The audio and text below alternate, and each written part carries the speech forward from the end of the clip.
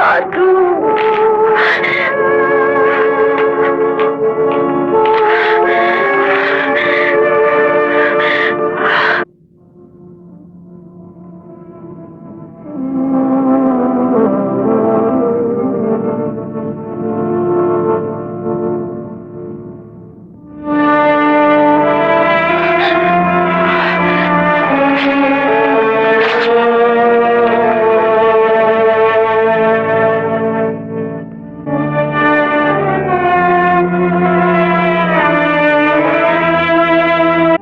স্নেহের জয়ন্ত, তোমার চিঠি পেয়ে মনে হলো তুমি খুব ভেঙে পড়েছো।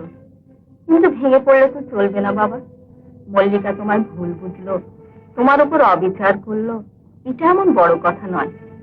মল্লিকার জন্য তোমার এই স্বার্থত্যাগ, জীবনকে নষ্ট করে এতখানি সেবা যত্ন, এ কখনো বৃথা হতে পারে না।